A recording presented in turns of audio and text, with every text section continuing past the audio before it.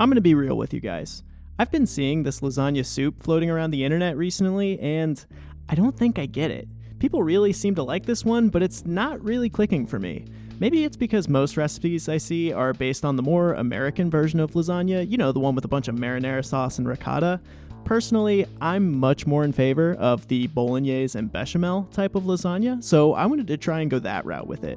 This is what I ended up with, and it's pretty good, so let me show you how I did it. So for my soup today, like I said, it's going to be more directly bolognese inspired, so I'm going to start with the classic mirepoix of onions, celery, and carrot. You can chop all this up as fine as you want. I'm going to go for a pretty small dice, but if you think you want your soup chunkier, you can leave everything larger. Just try to be consistent between these three components. I think it's good practice for all the mirepoix stuff to be about the same size. So I did one medium-sized onion there, and then one stalk of celery, and finally one large carrot.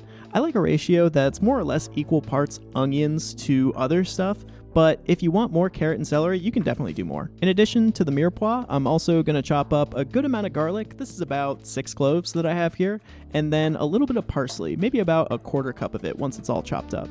Make sure to keep this stuff separated on the board though, because unlike the mirepoix, these things are going to go in at different times. So now working in my Dutch oven here, I'm going to start with a few tablespoons of olive oil, and I'll heat that over medium heat.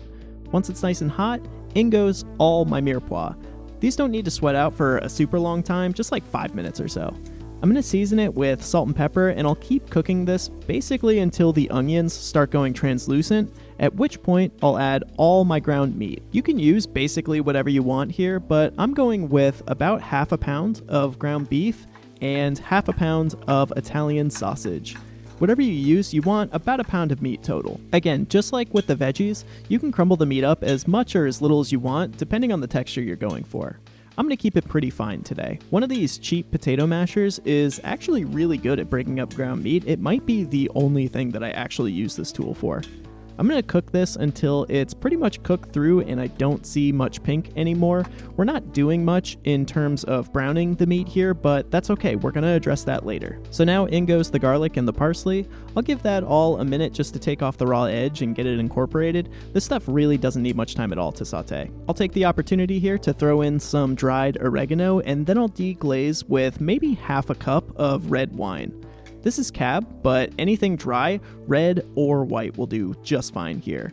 If you don't want to use wine, you can just skip this step, or later on you can add some red wine vinegar or balsamic vinegar to your soup. One thing you do want to do here is cook this down until the wine almost completely reduces.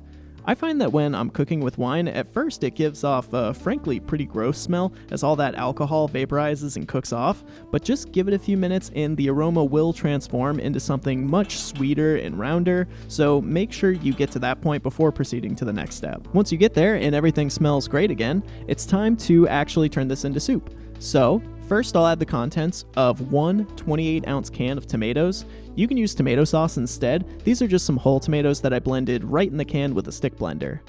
Then I'm going to add one whole box of unsalted chicken stock. I pretty much always cook with unsalted stock and deal with the seasoning myself. Way easier that way to control, especially when things are reducing and concentrating. So I'll add some salt for now, but not too much. I can adjust later. And then I'll add a little bit more black pepper and some crushed red pepper. This needs to come back up to a simmer, and then it's going to go into a 300-degree Fahrenheit oven to continue simmering for about an hour. While that goes, we still have some noodles to contend with, so let's do that next. I've got exactly 10 lasagna noodles that I'm going to boil. If you want, you can use a bigger pot for this, but apparently I'm in it for the challenge today. I'm gonna boil these noodles for just like 5 minutes or until they're floppy but not cooked all the way through.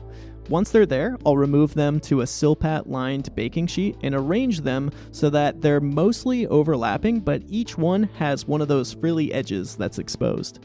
I'm stealing a move here that I saw from Chef John's take on this recipe, which is to roast these noodles and get some browned crunchy bits on the edges, just like a regular lasagna.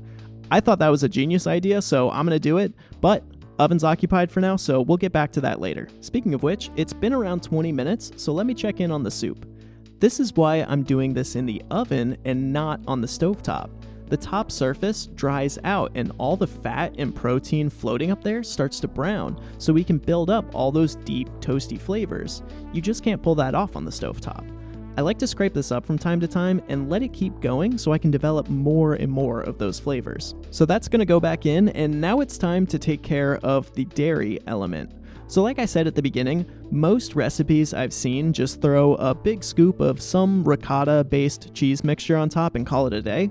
That's all fine and well, but I'm going to try something different, so I'm going to make a mornay sauce to drizzle over my finished soup later. Mornay is just bechamel with cheese, so we're going to start with a roux.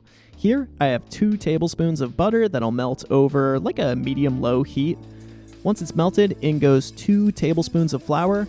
I like to start with the whisk to make sure all the little clumps get worked out, and then to make sure nothing sits on the bottom for too long, I'll switch to a rubber spatula.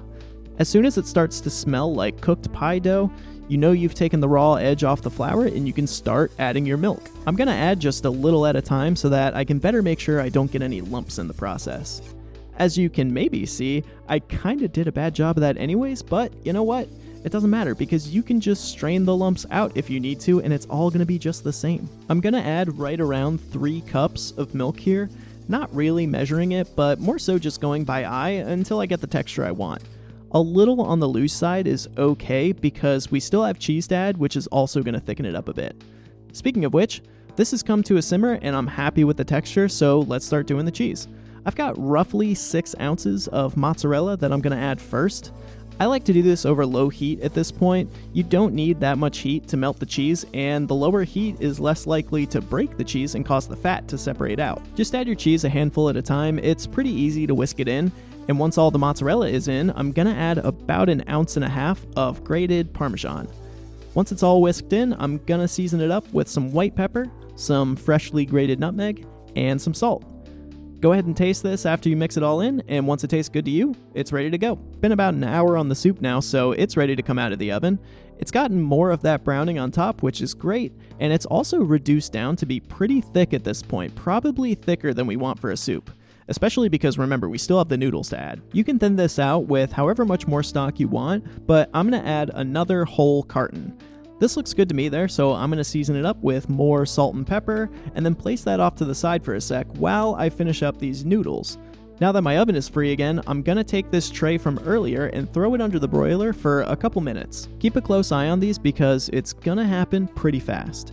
I'm just looking for a little color on them, and this here looks about right. Not super dark or anything, but just a little color to mimic those crusty edges you get on a good lasagna. So cut those up into about 1-inch pieces and bring your soup back up to a boil.